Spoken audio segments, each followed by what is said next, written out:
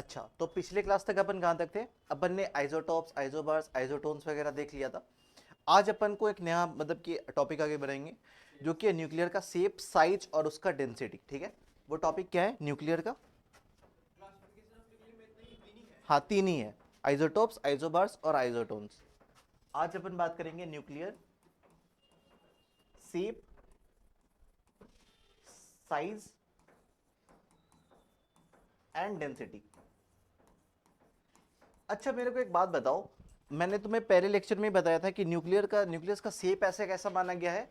It's 90% spherical. ठीक है, 90% case में वो स्फेरिकल माना गया है। शेप शेप जो है हमारा, वो 90% जो है वो स्फेरिकल माना गया है।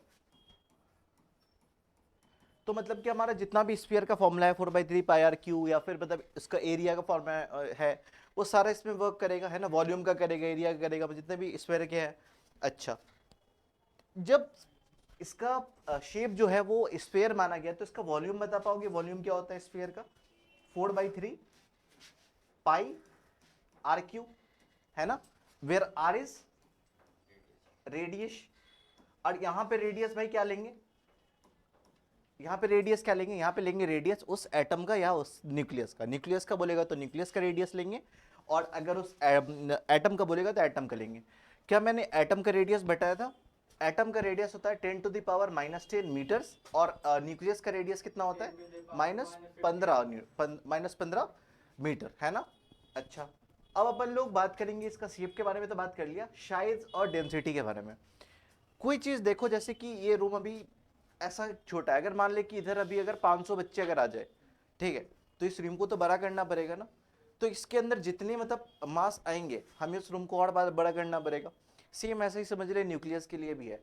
जितने उसमें अगर एटॉमिक मास अगर उसके बढ़ते जाएंगे, तो उसके साइज को बढ़ता जाएगा। ठीक है, तो उसका जो साइज जो होता है, न्यूक्लियस का जो साइज होता है, वो डायरेक्टली प्रोपोर्शनल होता है मास के, एटॉमिक मास के। ठीक है, अब देख, वॉल्यूम ऑफ न्यूक्लियस, साइज के बारे में बात करेंगे। साइज मतलब कि क्या? वॉल्यूम, है ना? ये छोटा सा साइज मतलब छोटा वॉल्यूम, ये बड़ा सा हॉल पूरा बड़ा वॉल्यूम, है ना? साइज, तो वॉल्यूम मैंने बताया किस पे डिपेंड करेगा? वॉल्यूम किस पे डिपेंड करेगा? कितना लोग इसके अंदर है, मतलब इसमें कितना मास है। और ये एटम के टर्म में क्या हो जाएगा? एटॉमिक मास हो जाएगा।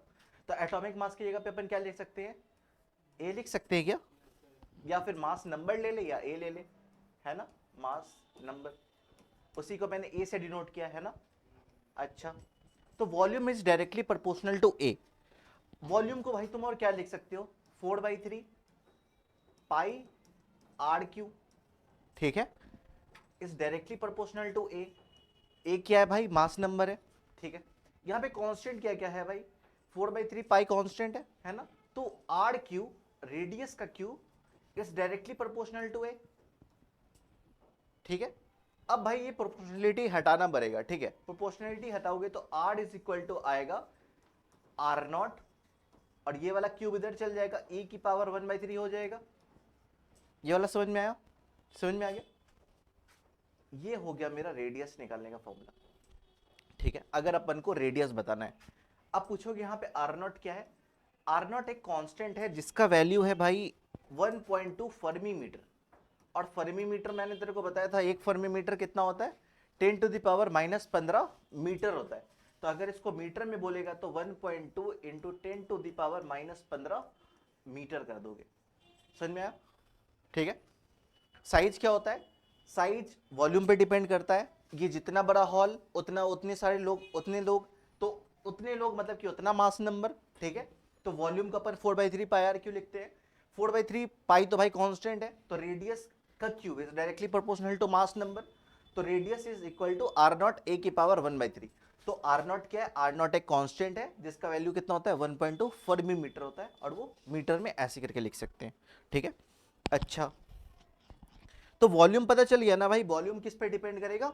मास नंबर पे। ठीक है, अच्छा, अगर कोई क्वेश्चन में अगर दे दिया तुम्हें, एक क्वेश्चन मान लो कि तेरे को दे दिया, वॉल्यूम का रेशियो दे दिया, V1/V2 का तेरे को रेशियो दे दिया। ठीक है, तो वॉल्यूम भाई किस पे डिपेंड करता है? तुम्हें बस एक बात पता है, वॉल्यूम मेरा भाई डिपेंड करता है मास नंबर पे। ठीक है, अगर वॉल्यूम v1 बाई b2 देगा तो अपन मास इसको कैसे इक्वेट करेंगे a1 बाई a2 से, ठीक है, mass number of 1 divided by mass number of 2। v1 v2 क्या है यहाँ पे, वॉल्यूम है, v1 v2 वॉल्यूम है। अच्छा, अगर इसी जगह पे अगर तुमको R1 और एंड R2 दे दिया तब क्या करोगे, R1 बटे R2 दे दिया तब क्या करोगे, तो कुछ नहीं होगा, बस इसका ही क्या हो जाएगा, क्यूब रूट हो जाएगा की पावर 1/3। समझ में आया, ठीक है, समझ में आया। तो वॉल्यूम और रेडियस के टर्म में अपन ऐसे ऐसे करके देखेंगे।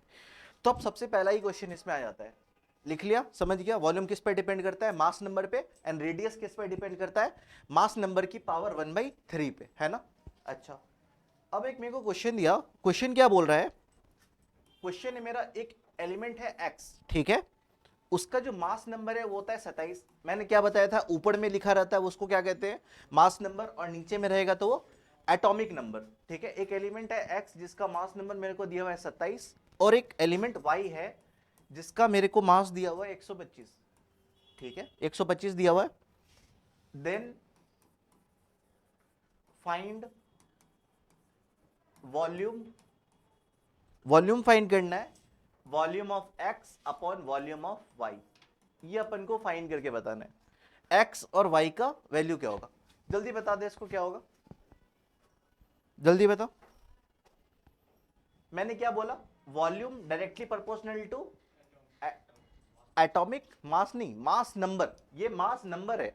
मैंने कल डिफरेंस भी बताया था ना, मास नंबर और एटॉमिक मास में क्या डिफरेंस है ना। तो तुम v ऑफ x मतलब volume of x upon volume of y क्या लिख सकते हो, atomic mass of x, atomic mass number of x upon mass number of y, है ना। मास नंबर a का क्या है भाई 27, और y का कितना है 125, तो दिस इज द आंसर, ठीक है। अगर इसी की जगह पे वॉल्यूम ना बोल के अगर तुम्हें रेडियस बोला रहता तब क्या करते, अगर रेडियस अगर इसी जगह पे बोलता R X upon R Y, तो बस कुछ नहीं करते, 25 नहीं 27 बटे 125 को क्यूब रूट कर देते। ये कितना हो जाता, 3/5 होगा क्या, 3/5 नहीं होगा, 5 5 25 25 5 जो 1, हाँ 3 में होगा, 3/5, ठीक है। अगर R X by R Y पूछता तो ये हो जाता, वॉल्यूम होगा तो भाई डायरेक्ट a1 बाई a2 कर लेंगे, ठीक है। समझ में आया, ये ज्यादा हार्ड नहीं था, इजी था। अब अपन बात करेंगे न्यूक्लियस का डेंसिटी के बारे में। अपन ने किसका बात कर लिया, सबसे पहले शेप कैसा होता है, शेप स्फेरिकल होता है। दूसरा बात क्या कर लिया अपन ने, साइज का, साइज मतलब कि वॉल्यूम किस पे डिपेंड करता है, मास नंबर पे, ठीक है, मास नंबर पे। अब बात करेंगे डेंसिटी, न्यूक्लियस की डेंसिटी कितनी होती है, ठीक है। डेंसिटी का फॉर्मूला पता है क्या, डेंसिटी का फॉर्मूला क्या होता है, density is equal to mass per unit volume, है ना, density is equal to mass per unit volume. अच्छा, अब डेंसिटी देखेंगे, लिख लिया। अब बात करेंगे डेंसिटी, डेंसिटी में तुम्हें एक खास बात पता चलेगी, डेंसिटी, तो डेंसिटी में क्या होता है। अच्छा, सबसे पहले मेरे को बता कि डेंसिटी होता क्या है। डेंसिटी को अपन रो से डिनोट करते हैं। डेंसिटी क्या होता है, मास अपॉन वॉल्यूम होता है, मास अपॉन वॉल्यूम होता है ना। मास की जगह पे अपन क्या लिख सकते हैं, एटॉमिक मास या फिर मास नंबर, मास नंबर को ए से तुम डिनोट कर सकते हो। और वॉल्यूम किसके बराबर हो जाएगा भाई, 4/3 पाई आर क्यू के बराबर हो जाएगा, हो जाएगा। अच्छा, तुम ये आर क्यू की जगह पे और तुम क्या पुट कर सकते हो, मैंने बताया था कि R cube is equal to R naught into A, मैंने एक फॉर्मूला बताया था, है ना, R cube is equal to R naught into A. या तुम इसी को क्या लिख सकते हो, R is equal to R naught A की पावर 1/3 भी तुम इसी को लिखते हो, लिखते हो इसको। अच्छा, तो ये वाली जो आर क्यू जो है तेरा, रुक जा एक सेकेंड,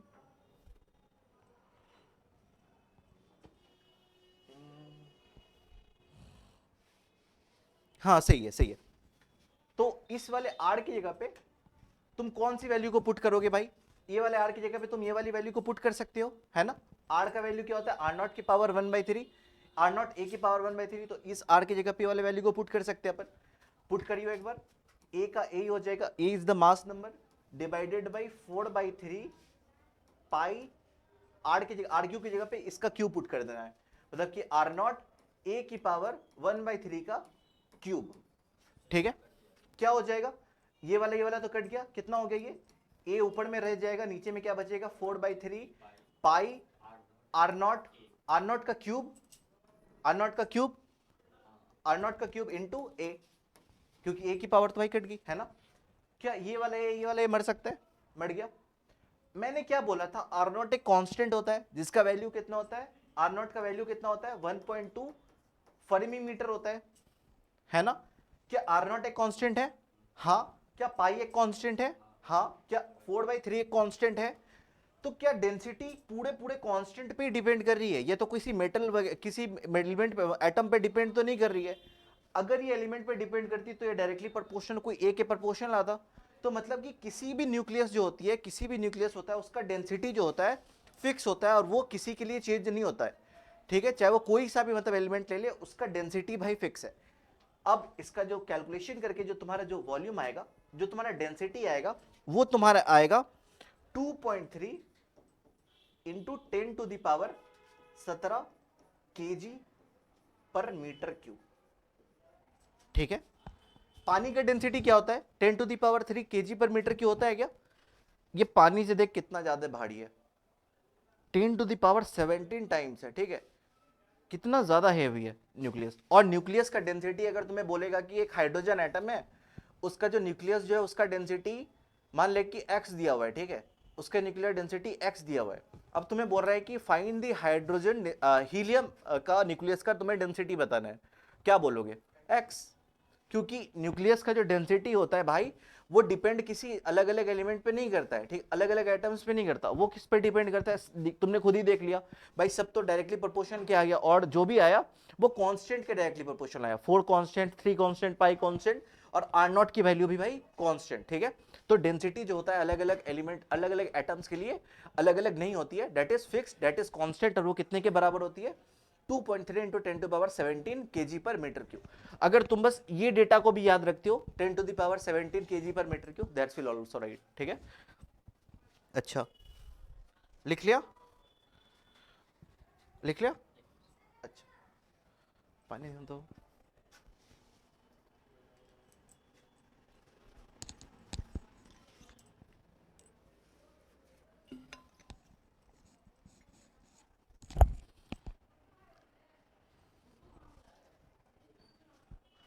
हाँ, तो हम हो गया था, लिख लिया। अब अपन आगे बढ़ेंगे।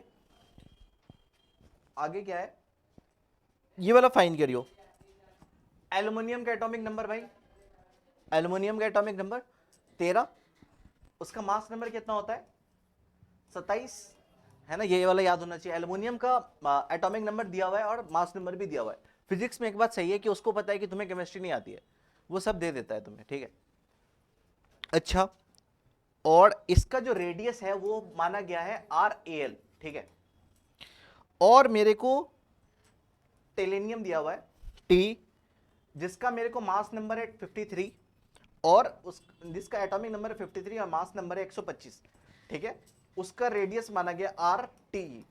मेरे को फाइंड करना है, मेरे को बताना है कि टेलेनियम का न्यूक्लियस क्या होगा, मतलब radius of aluminium by radius of tellurium का मेरे को रेशियो बताना है। बताओ एक बार।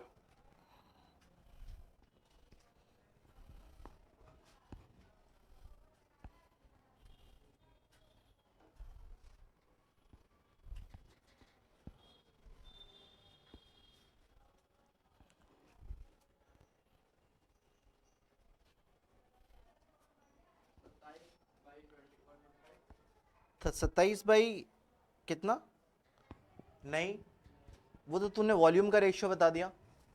मैंने बताया था ना, वॉल्यूम होता है वो डायरेक्टली प्रोपोर्शनल होता है मास नंबर के, बट जो ये होता है तुम्हारा रेडियस होता है वो उसका क्यूब रूट के बराबर होता है, तो उसको बस क्यूब रूट कर दे, 27/125 का क्यूब रूट कर दे। क्या 3/5 is the right answer, yes. कैसे करेंगे इसको, हमें पता है भाई volume V aluminium by V टेलेनियम मेरा कितना होगा, डायरेक्टली प्रोपोर्शनल होगा A1/A2 के, A1/T के, AL/T के, है ना। अच्छा, अगर इसी जगह पे अगर मेरे को अगर रेडियस बोल दिया है, radius of Al by radius of tellurium, वो मेरा क्या हो जाएगा भाई, इसके क्यूब रूट के, मतलब कि atomic mass of aluminium by atomic mass of tellurium की power 1/3।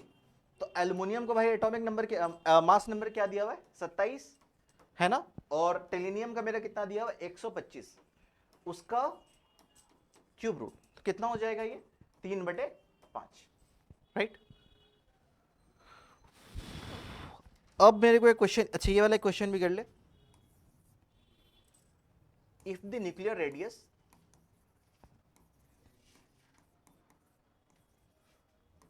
if the igneal radius of aluminium 1327 is 3.6 fermi metre. अच्छा एक चीज ध्यान देना कि जब अपन न्यूक्लियस में जब चले जाएंगे तो ज्यादातर डेटा मेरे को फर्मी मीटर में दिया रहेगा, है ना, fraud. is 3.6 fermi meter, the approximate nuclear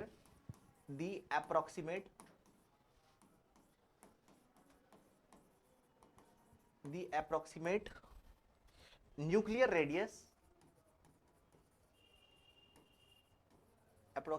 radius of copper 64, mass number 64 in fermi meter is। इधर मेरे को एल्युमिनियम का रेडियस भाई दे दिया, मेरे को बताना है कि कॉपर का रेडियस क्या होगा। सॉल्व करना है एक बार इसको।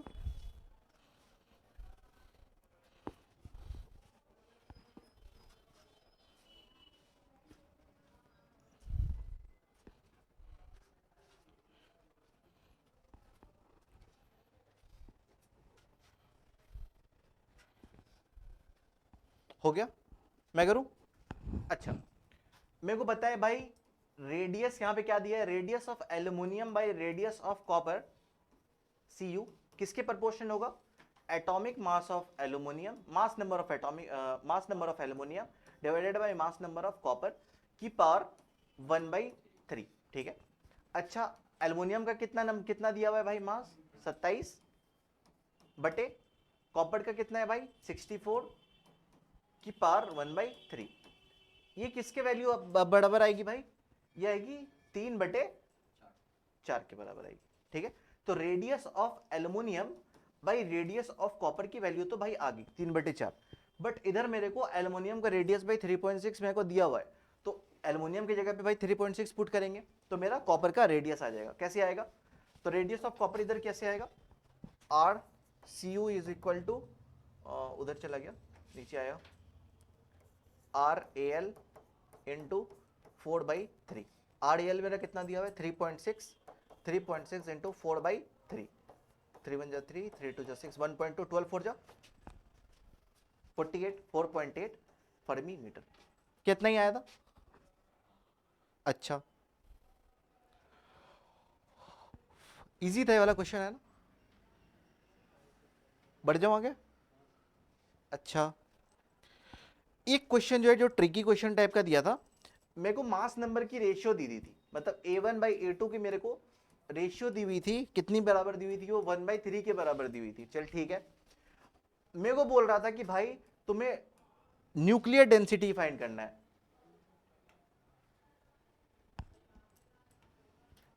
तुम्हें बताना है दी रेशियो ऑफ न्यूक्लियर डेंसिटी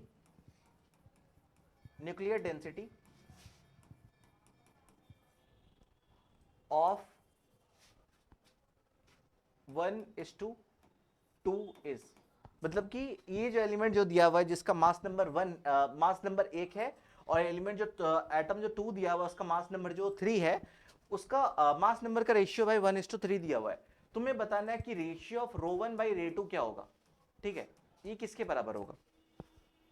तुम्हें पता है भाई चाहे तुम कितना भी बोल लो, मास नंबर वगैरह दे दो, बट हमें पता है कि ये डायरेक्ट अलग अलग एलिमेंट्स के लिए भी ये सेम ही होता है ना, डेंसिटी अलग अलग एलिमेंट के लिए भी सेम ही होता है। तो अगर ऊपर वाला अगर x होगा तो नीचे वाला भी x होगा, कट के 1 हो जाएगा, तो इसका रेशियो 1:1 आएगा, ठीक है। अगर मास डेंसिटी के टर्म में दिया है तो भाई अगर क्वेश्चन पे भी रहेगा तो सीधा लिख देंगे कांस्टेंट, ठीक है, डेंसिटी इज कांस्टेंट। तो ये तुम्हारा पहला पार्ट होता है खत्म, ठीक है। अब अपन बात करेंगे रेडियो एक्टिविटी के ऊपर, लिख लो इसको एक बार। अब हम बात करेंगे रेडियो एक्टिविटी के ऊपर। रेडियो एक्टिविटी क्या होती है और रेडियो एक्टिविटी होता क्यों है भाई, है ना। रेडियो एक्टिविटी होता है भाई अपने आप को स्टेबल करने के लिए, ठीक है। जो न्यूक्लियस है ना वो मतलब कि अनस्टेबल होते हैं, ठीक है। वो क्या चाहते हैं, वो चाहते हैं कि भाई वो स्टेबल हो जाए, ठीक है। वो बस ये चाहते हैं कि भाई वो स्टेबल हो जाए, कैसे भी करके स्टेबल हो, बट वो स्टेबल हो जाए बस। तो अब रेडियो एक्टिविटी के ऊपर मतलब कि बेस, अब मेन चैप्टर स्टार्ट हो रहा है। ये तुमने बेसिक्स बनाया था अभी, ठीक है। अब क्या है रेडियो एक्टिविटी। रेडियो एक्टिविटी इसके अंदर अपन लोग पढ़ेंगे alpha decay, alpha decay, beta decay, ठीक है। ये सब डिके के बारे में पढ़ेंगे क्यों होता है। तो सबसे पहले इसमें जो बात बोलता है एनसीईआरटी, वो बोलता है among 1500 nuclides only 200 are stable, ठीक है। आप पहले लिख लो तब मैं बता रहा हूं।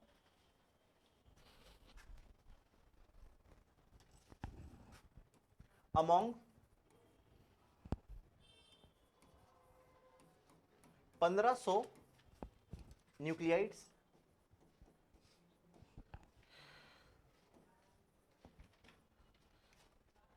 Less than 260 are stable. अब तुम बोलोगे भाई ये 1500 न्यूक्लियाइड्स मतलब कि 1500 टाइप के न्यूक्लियाई है ना, हाइड्रोजन का न्यूक्लियाई, हीलियम का nuclei, lithium, beryllium, boron, carbon, इस सब का न्यूक्लियाई।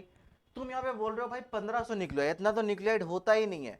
तो मैं बोलूंगा भाई क्या तुमने आइसोटोप के बारे में पढ़ा था, आइसोटोप के बारे में, same atomic number but different mass number. तो इसका न्यूक्लियस का स्ट्रक्चर अलग, हाइड्रोजन का ही अपन ने 3 आइसोटोप देखा था, हाइड्रोजन, ड्यूटेरियम एंड ट्रिटियम, तीनों का न्यूक्लियस स्ट्रक्चर अलग अलग होगा।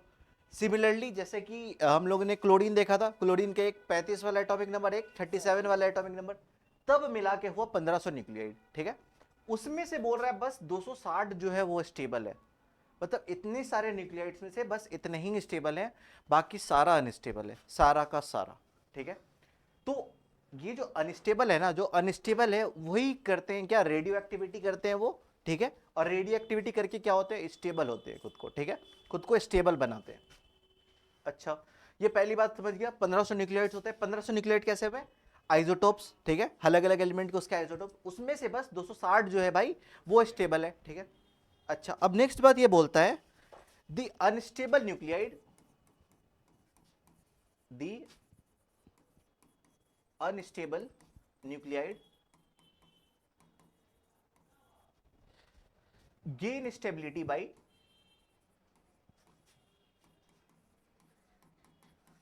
stability by emitting alpha particle, या तो ये अल्फा पार्टिकल रिलीज करेगा, ठीक है, और बीटा पार्टिकल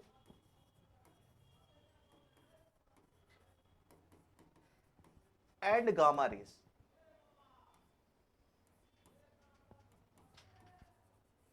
गामा रेज लिख ले या वेव ले ले। यहां पे और का मतलब समझे हो क्या क्या है, ये देख, ये बोल रहा है अनस्टेबल न्यूक्लियोइड जो है भाई वो स्टेबिलिटी कैसे गेन करती है, either they emit alpha particle, या तो वो अल्फा पार्टिकल रिलीज करे या बीटा पार्टिकल रिलीज करे।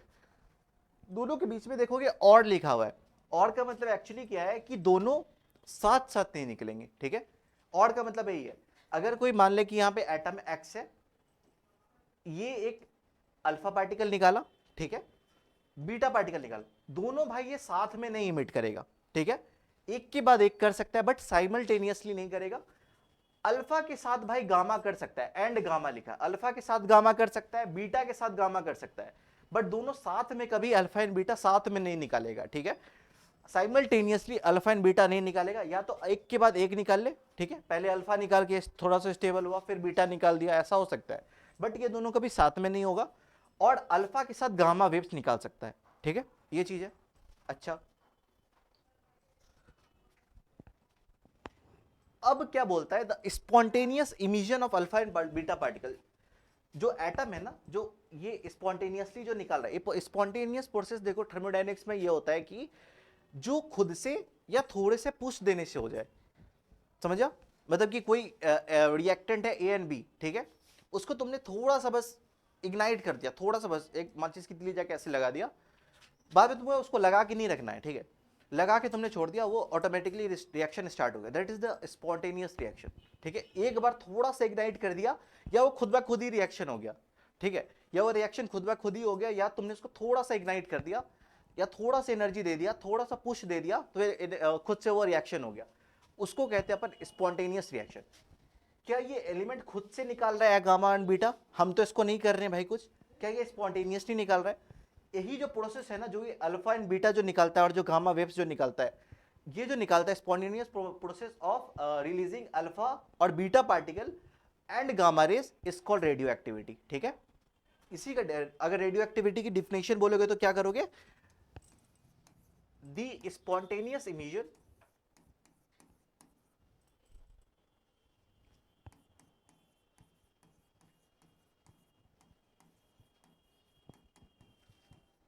the spontaneous emission of alpha particle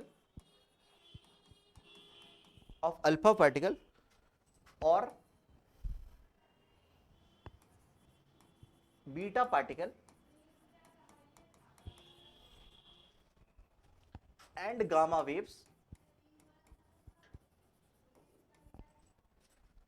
from an unstable nucleus, from a unstable nuclei called radioactivity। भाई जो स्टेबल रहेगा वो क्यों ही निकालेगा इसको, है ना? जो स्टेबल है भाई उसको क्या ही जरूरत पड़ रहा है? तो स्पॉन्टेनियस इमिशन होता है या तो खुद से या थोड़े से पुश देने से हो जाए, और अल्फा पार्टिकल और बीटा पार्टिकल या गामा वेव्स, उसी को अपन ऑफ अनस्टेबल न्यूक्लियाई, उसको अपन कहेंगे रेडियो एक्टिविटी। ठीक है, रेडियो एक्टिविटी के फॉर्मूला को सबसे पहले बात देखा था हेनरी बेक्यूरेल ने। ठीक है, अब अपन बात करेंगे उनके बारे में थोड़ा बहुत। अच्छा, चौथा बात ये लिखता है कि देखो, तुमने केमिकल काइनेटिक्स पर रखा है केमिस्ट्री में, रेट ऑफ डिके किस पे, रेट ऑफ रिएक्शन किस पे डिपेंड करता था वहां पे? प्रोडक्ट्स पे, प्रोडक्ट के कॉन्सेंट्रेशन पे, है ना? सेम वैसे ही चैप्टर है, थोड़ा बहुत समझ ले। प्रोडक्ट के कॉन्सेंट्रेशन में एक एलिमेंट रहता था बी, एक एलिमेंट रहता था बी, ए बी, और इधर रिएक्शन सी और डी बनता था मेरा। ठीक है, कभी कभी होता था अगर तुम ए के कॉन्सेंट्रेशन को अगर बढ़ाओगे तो बी की रिएक्टेंट भी कॉन्सेंट्रेशन भी बढ़ेगी, प्रेशर टेम्परेचर बढ़ाओगे तब रिएक्शन बढ़ेगी, टेम्परेचर घटा दोगे तब रिएक्शन में कुछ और असर होगा, ऐसा सब अपन ने देखा था। बट यहाँ फिजिक्स में क्या होता है, रेट ऑफ जो ये रेडियो एक्टिविटी जो है ना, रेट मतलब कि किस रेट से रेडियो एक्टिविटी होगी, वो डिपेंड करती है भाई न्यूक्लियाई के कंसेंट्रेशन पे। मतलब एक मैंने बक्सा ले लिया, एक बक्सा पे मैंने बहुत सारे न्यूक्लियाई भर के रख लिए, जितने न्यूक्लियाई होंगे, जितने इसमें न्यूक्लियाइड होंगे, उतना इसमें रेट होगा कि इसमें रेडियो एक्टिविटी होगा कम। अगर इसमें सैंपल में अगर मेरे पास एटम्स है तो रेडियो एक्टिविटी कम होगा, अगर बहुत सारा सैंपल है तो भाई रेडियो एक्टिविटी मेरा ज्यादा होगा। ठीक है, तो इसमें अब क्या बोलता है, रेट ऑफ रिएक्शन या rate of radio activity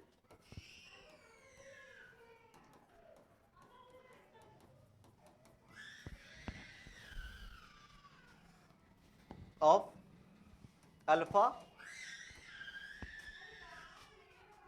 beta and gamma depends only on concentration of nuclei।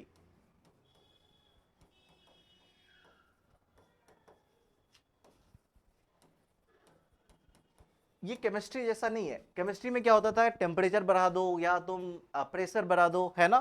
Temperature pressure पे डिपेंड करता था, है ना? रिएक्शन जो हो रहा है, मान ली कि इधर रिएक्शन है ए, एक रिएक्टेंट है बी, और ये बन के बना सी एंड डी बना। ठीक है, यहाँ पे अगर तुम प्रेशर बढ़ा रहे हो या तुम प्रेशर बढ़ा दे रहे हो, या तुम इधर क्या कर रहे हो, टेम्परेचर के साथ अगर छेड़छाड़ कर रहे हो, तब रिएक्शन में कुछ छेड़छाड़ होता था। यहाँ पे तुम कुछ इनर्ट मटेरियल वगैरह डाल देते हो तो रिएक्शन चेंज हो जाता है। बट केमिस्ट्री फिजिक्स के साथ ऐसा नहीं है।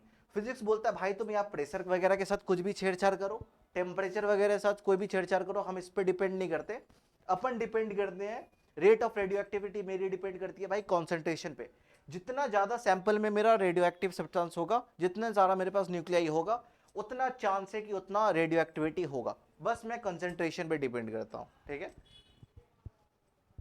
तो रेडियो एक्टिविटी कैसा फिनोमिना हुआ, केमिकल फिनोमिना हुआ या न्यूक्लियर फिनोमिना हुआ? Radio activity is a nuclear phenomena. अगर केमिकल फिनोमिना होता तो वो प्रेशर और टेम्परेचर पे डिपेंड करता। अगर क्वेश्चन में आ गया कि रेडियो एक्टिविटी कैसा फिनोमिना है, केमिकल फिनोमिना है या फिर रेडियो एक्टिव फिनोमिना है, it's a radio active phenomena. Radio activity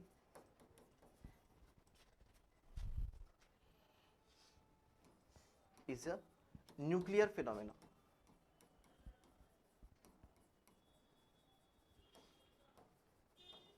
ये एक न्यूक्लियर फिनोमिना है, ठीक है। अनअफेक्टेड बाय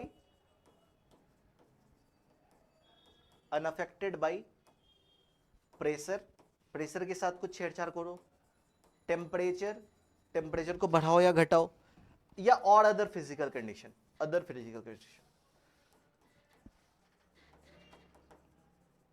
या तो तुम एडियाबैटिक प्रोसेस करो या डायाथर्मल करो, कैसा भी करो भाई, ये सराउंडिंग पे भी डिपेंड नहीं करेगा, प्रेशर पे भी नहीं करेगा, टेम्परेचर पे भी नहीं करेगा, करेगा किस पे? बस कंसंट्रेशन पे, ठीक है। अच्छा, अब मैंने जैसे बताया कि रेडियो एक्टिविटी को डिस्कवर किसने करा था? हेनरी बेक्यूरेल ने करा था। मैंने बताया, लिखा जाता है कि एक्सीडेंटली हो गया था, ठीक है। बट तुम्हें लगेगा कि कोई एक्सीडेंटली यूरेनियम को भाई कागज के अंदर पैक करके नहीं रखने वाला, ठीक है। एक्सीडेंटली बोल देते हैं अपन, बट तुम्हें भी पता है कोई यूरेनियम को कागज में लपेट के नहीं रखेगा, ठीक है। तो ऐसे ही मतलब कि जो न्यूटन ने भी जब बोला था ग्रेविटेशन एक्सीडेंटली डिस्कवर हो गया था, भाई एक्सीडेंटली कुछ नहीं होता, वो ऑलरेडी उस पर रिसर्च कर रहा था, ठीक है। हो गया, लिख लिया? अच्छा, तो रेडियो एक्टिविटी डिस्कवर किसने करा था? Radio activity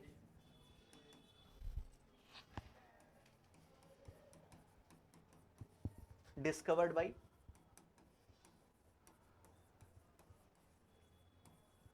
by Henry Becquerel.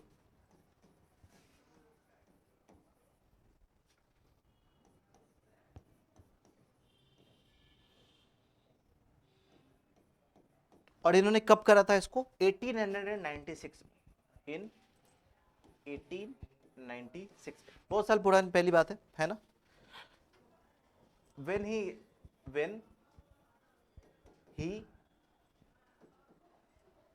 when he investing uranium salt,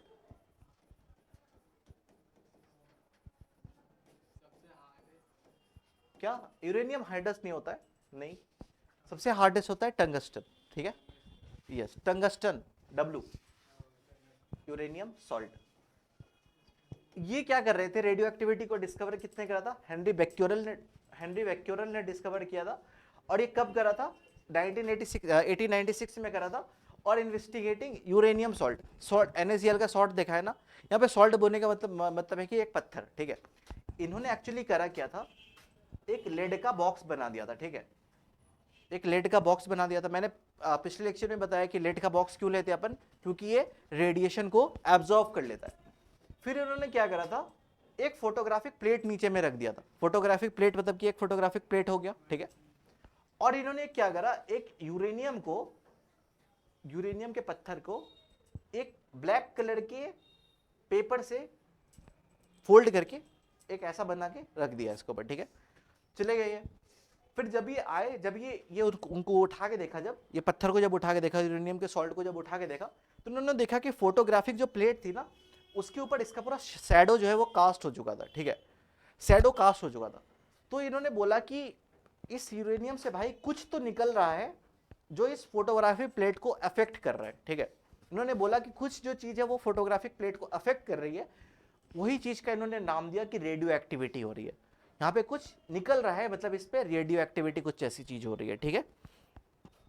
कुछ इनविजिबल रेडिएशन निकल रहे हैं जो फोटोग्राफिक प्लेट को अफेक्ट कर रहे हैं, ठीक है। अच्छा, अब बात आती है कौन सा न्यूक्लियाई स्टेबल है, कौन सा न्यूक्लियाई स्टेबल नहीं है, ठीक है। सबसे पहली बात हम लोग अब बात करेंगे विच न्यूक्लियाई आर अनस्टेबल,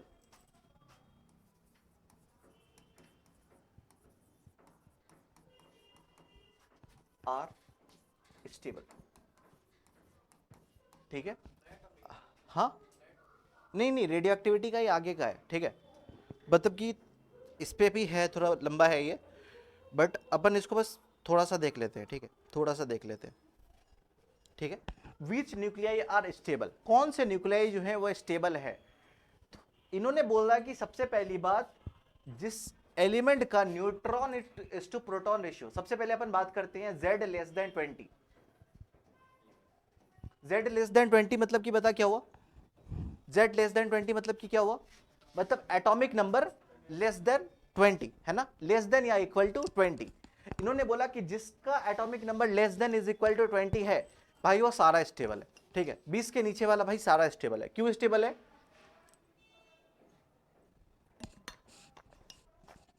क्यों स्टेबल है, क्योंकि इसका neutron is to proton ratio, उठा देना, क्योंकि इसका neutron is to proton ratio nearly is equal to 1 है, ठीक है, या इक्वल टू 1 या नियरली इज इक्वल टू 1 है।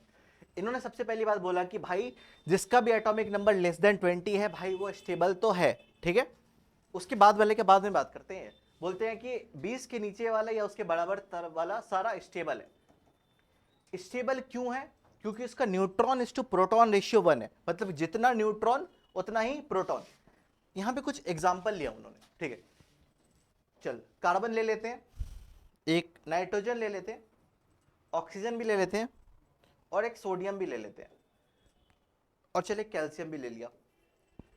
कार्बन का atomic number 6, mass number 12, nitrogen का एटॉमिक नंबर 7, एटॉमिक और मास नंबर 14, ऑक्सीजन का atomic number 8, mass number 16, sodium का atomic number 11, mass number 23, calcium का एटॉमिक नंबर 20 होता है क्या, 20, और उसका मास नंबर 40, ठीक है। अच्छा अब इसका प्रोटॉन इस टू न्यूट्रॉन बताना भाई कितना होगा।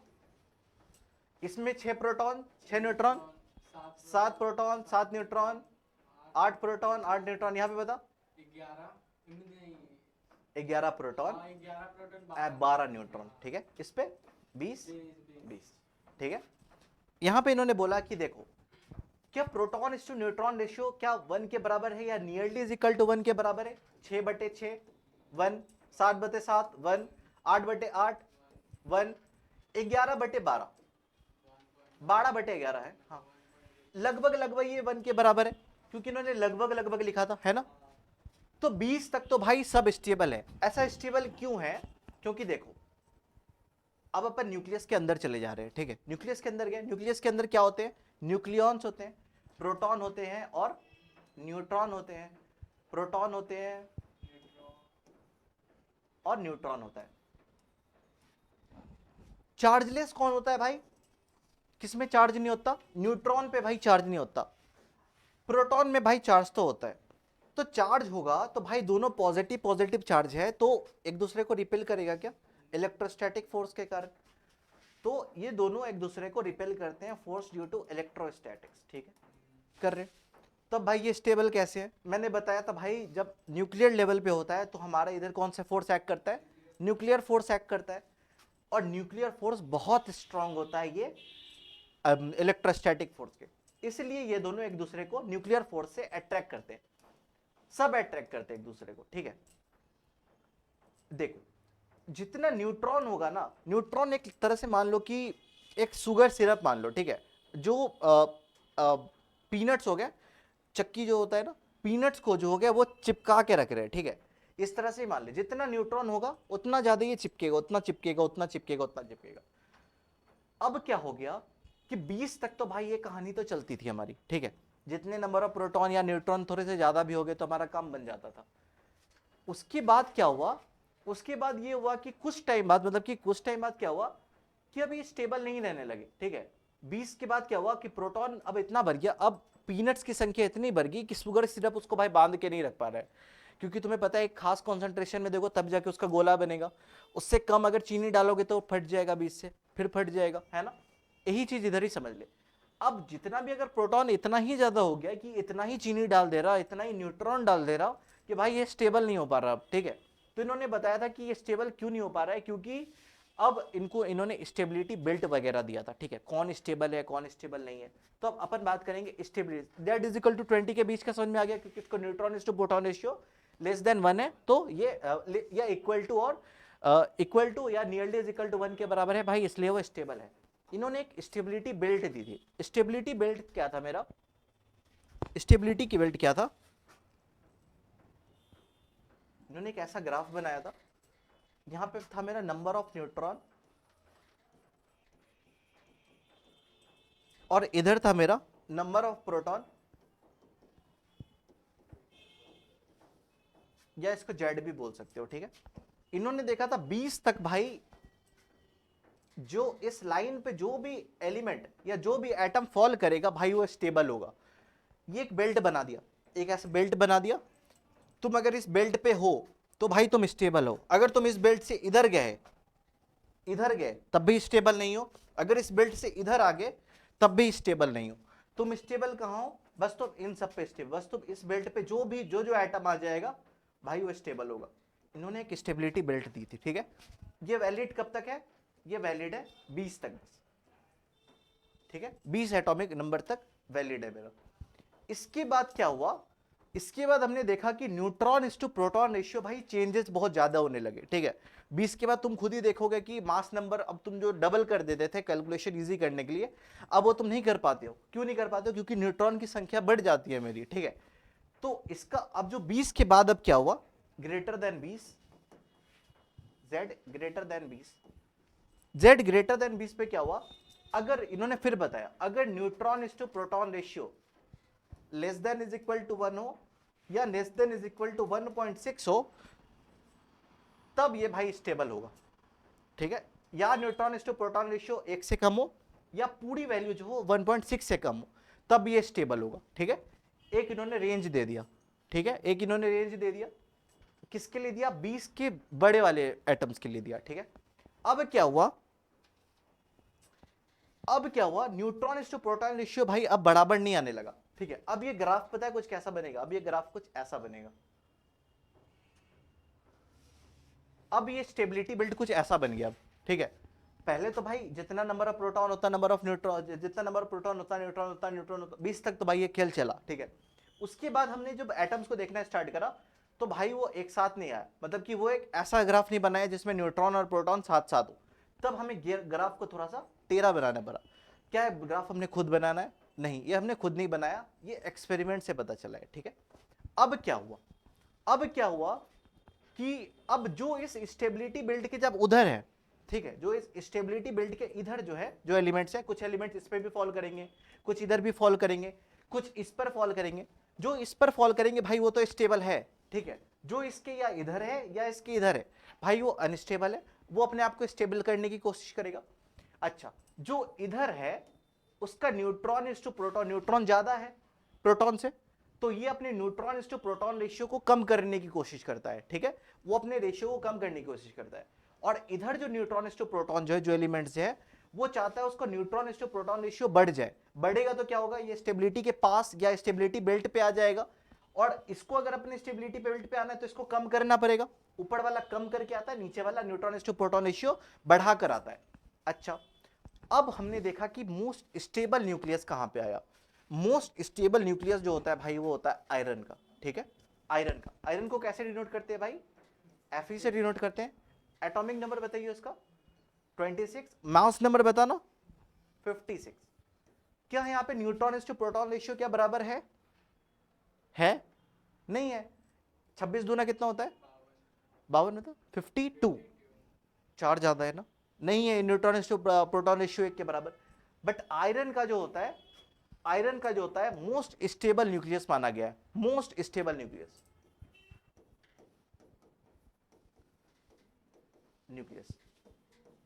ठीक है, आयरन का मोस्ट स्टेबल न्यूक्लियस माना गया है। अच्छा, इसी तरह से तुम एजी क्या होता है बता, सिल्वर होता है गोल्ड होता है, सिल्वर होता है। इसका एटॉमिक नंबर 47, इसका मास नंबर 109, ठीक है। इसका भी दे दिया, अब इस ग्राफ पे देखा गया कहीं पे Fe आ जाएगा, कहीं पे Ag आ जाएगा, कहीं पे Au आ जाएगा। जो इस बेल्ट पे जो लास्ट पे जो एलिमेंट जो फॉल करता है ना, उसके बाद वाला तो भाई कोई भी स्टेबल नहीं है। इधर जो भी स्टेबल आ जाएगा, इधर अब जो भी आ जाएगा भाई वो अब स्टेबल नहीं है। इधर के नीचे वाला भी स्टेबल नहीं था, इधर के ऊपर वाला भी स्टेबल नहीं था। बट अब जो एलिमेंट इसके ऊपर जो क्रॉस करेगा, ठीक है, यहां पे जब आओगे तो भाई कुछ जेड होगा, कोई एटॉमिक नंबर होगा। लास्ट स्टेबल जो बताया गया ना, लास्ट स्टेबल एटम जो स्टेबल जो है वो क्या है, बिस्मथ। लास्ट स्टेबल एटम कहां पे लिखूं, कहां पे लिखूं, लिख सकता हूं, लास्ट स्टेबल न्यूक्लियस जो क्या है मेरा, बिस्मथ है। ठीक है, और बिस्मथ का एटॉमिक नंबर कितना होता है भाई, बिस्मथ का एटॉमिक नंबर 83 और उसका मास नंबर कितना होता है, 209। ठीक है, ये मेरा लास्ट स्टेबल न्यूक्लियस है बिस्मथ। इसके बाद भाई कोई स्टेबल है ही नहीं। 84 चले जाओगे भाई वो स्टेबल नहीं है, 85 चले जाओगे भाई वो स्टेबल नहीं है, 83 तक की भाई जो स्टेबल है, जो था, जो इस लाइन तक आ गया भाई वो स्टेबल था। इसके ऊपर वाला भी था, वो क्या करेगा, अपने न्यूट्रॉन टू प्रोटॉन रेशियो को कम करके इस पे आने की कोशिश करेगा। और इधर वाला जो न्यूट्रॉन टू प्रोटॉन रेशियो बढ़ाकर इस पर्पल वाले लाइन पे या ये बेल्ट पे आने की कोशिश करेगा। अच्छा, अब न्यूट्रॉन टू प्रोटॉन रेशियो को कम कैसे करता है पता है, ये करता है बीटा माइनस डीके। ठीक है, अब मैं आगे बताऊंगा beta minus decay, beta plus decay क्या होता है। बट ये चीज याद होना चाहिए कि जो इस लाइन के ऊपर वाला जो रहता है वो क्या करता है, बीटा माइनस डीके करता है। ठीक है, और इसका जो नीचे वाला जो रहता है वो करता है बीटा प्लस डीके। ठीक है, ऊपर वाला बीटा माइनस डीके करता है और नीचे वाला बीटा प्लस डीके करता है। प्लस करेगा तो ऊपर, ऐसे समझ जाओ, प्लस करेगा तो ऊपर चला जाएगा, माइनस करेगा तो नीचे आ जाएगा। ठीक है, स्टेबिलिटी बेल्ट पे आ जाएगा। और ये कहां, 20 तक का तो भाई बात ही नहीं करेंगे, 20 के बाद से बात करेंगे। ठीक है, और लास्ट स्टेबल न्यूक्लियस कहां तक होता है मेरा, बिस्मथ होता है, जिसका एटॉमिक नंबर 83 होता है। तो आज के लेक्चर को भाई इस यहां पे एंड करते हैं। ठीक है, अब कल से अल्फा डीके, बीटा डीके, ये सब के बारे में देखेंगे अपन। ठीक है।